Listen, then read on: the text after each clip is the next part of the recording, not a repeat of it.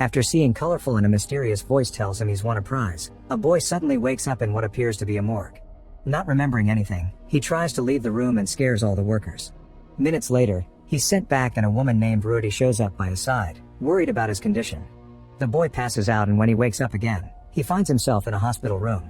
He tries to escape, and as he runs down the hallway, doctors and nurses talk to him using creepy stares and cryptic sentences. The elevator isn't working, so the boy climbs out of the window, but the rain makes him slip and fall. A mysterious force stops him and makes him stand on the side of the building as if it was normal. A window cleaner with the same creepy stare shows up walking on the wall too, and when the boy asks if this is real, the man hits him to make him feel the real pain. This man is the Guardian, and he explains that the boy's a soul whose memories have been erased before he was given the body of a teen named Min to live again. The Guardian makes Min hold onto the edge of the window and makes reality take the right angle again, so Min must climb inside. When he gets back in bed, a nurse shows up and is too forceful with a needle, causing Min to accidentally knock off a water bottle. As the water freezes in the air, the nurse reveals herself as the Guardian, who can take any shape they want. The Guardian calls Min's body a homestay and explains that it's not permanent as they hand the boy an hourglass that is counting the time the soul has to discover why Min ended things for himself. If in 100 days he doesn't have the answer, he'll die again and never be reborn. Before leaving, the Guardian reminds him not to let anyone know he isn't Min, and the water finally falls to the floor. The next morning, a doctor comes for a checkup, and Min manages to pass it by saying his full name because he read it from the sticker on the medicine. Thus he's allowed to go home. Rudy turns out to be Min's mother, and at home Min discovers he also has an older brother named Min that isn't happy to see Min return. For now, Rudy wants Min to sleep with Min so he can be watched over. He'll also wear Min's clothes until they get him new ones. Min overhears this and tells his mother he'll be staying at a friend's tonight. Min asks his mom what happened the day he ended things, but Rudy doesn't want to talk about it. Next, Min finds his dad, who instead of welcoming him, asks him to wait because he's on an important call for his MLM group, for which he quit his regular job. When night falls, Min looks around the house while everyone sleeps. There aren't pictures of him in albums or frames, and when he goes to check out his old room, he finds it locked. Min tries to peek inside by looking under the door, but Min finds him and sends him back. The next morning, Min sees Min leaving with 2 computers. Then he grabs a bunch of keys from the living room and tries to unlock his room, to no avail. Min returns to Min's room and climbs out the window to walk along the edge of the building. This allows him to reach his own window and finally get inside. There aren't any personal belongings around, only a few pieces of empty furniture and the framed picture they used at his funeral. Seeing the death date shakes him to his core and causes him to drop the picture to the floor. The noise gets Rudy's attention and she finds Min red-handed. When he asks what happened to his things, Rudy explains he got rid of them. She wishes to know why Min did what he did. It's then that Min notices the spot on the floor where the blood used to be. Crying her heart out, Rudy hugs Min tightly, asking him not to do that ever again. The following day, Min goes back to school, and at least his mother got him his wallet back. In it he finds a curious brooch and his mother's business card. She's an engineer that often has to leave town for work. She didn't tell anyone in school about what happened, meaning Min's story will be that he had the flu. Going back to class isn't hard because Min was a bit of a hermit and didn't have many friends. The only person that approaches him is his best friend Lee, who has a crush on him that the original Min didn't return. Pai is in the card stunt club and so is Min, so he gets dragged to the next meeting where the leaders remind him he needs to finish the drawing for the next competition. Min immediately gets to work but gets distracted when he sees students wearing the same brooch he found in his wallet. By following them he discovers the brooches mark the elite students of the Olympics class, so Min puts his on and tries to join them, but the teacher knows he isn't his student and kicks him out. Later, Min finds a note from his tutoring partner telling him to meet her at the library. This is how he meets Pai, a beautiful girl that he quickly develops a crush on just like the old Min did.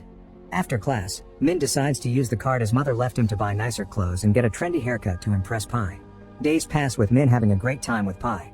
One afternoon, his dad comes by the school to remind him he has a meeting with a school therapist and gives Min a bunch of his products to promote. The weird therapist begins asking very awkward questions about Min's puberty before he stands up and swallows a lot of the products Min brought. Suddenly this medicine freezes in the middle of the air and Min finally understands this guy is actually the Guardian, who is here to remind Min to search for clues. He'll only have one chance to answer, and if the answer is right the hourglass will stop.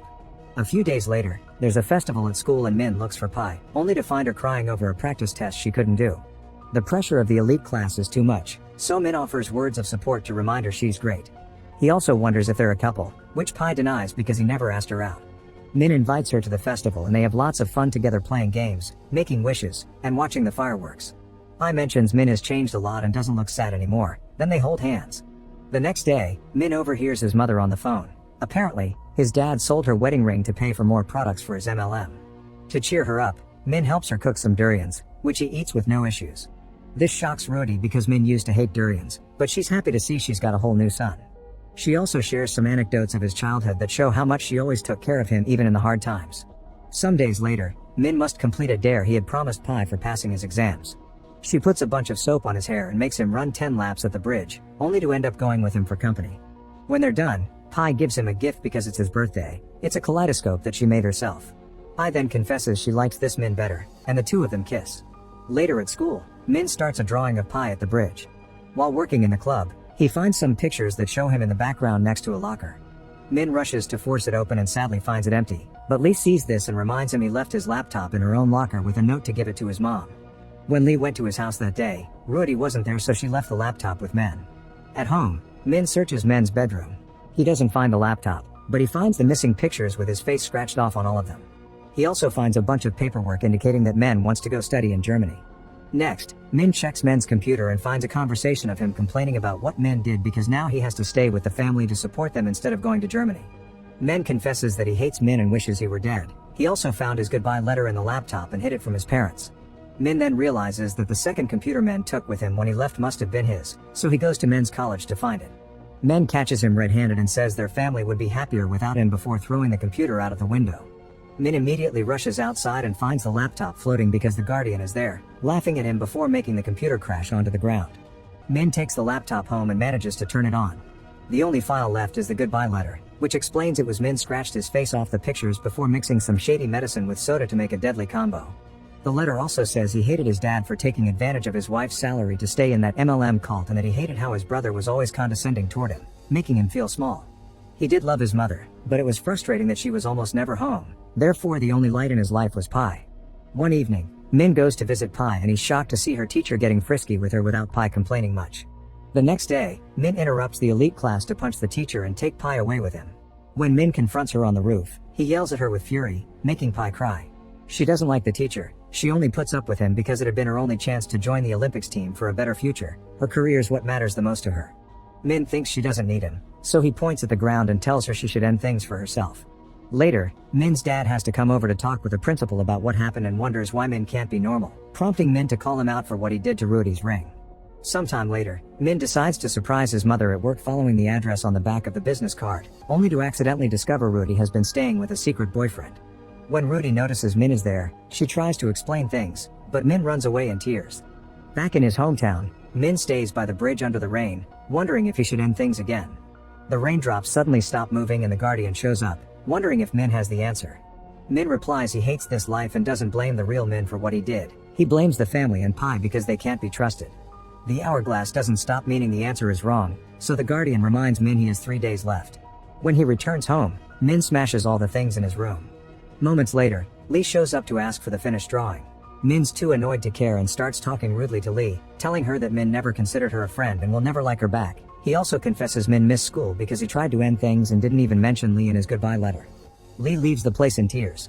In the evening, Min and his dad go pick up Rudy when she returns from work. She's tired and wants to go home, but Min insists they should go out to have dinner together. He also mentions he visited her at work to make her feel guilty. At the restaurant, Min leaves his parents alone by pretending to go to the bathroom, but he spies on them and notices his dad returning the ring. Instead of being happy, Rudy finally confesses her affair. The dad leaves without them and now Min and his mom are alone in the car.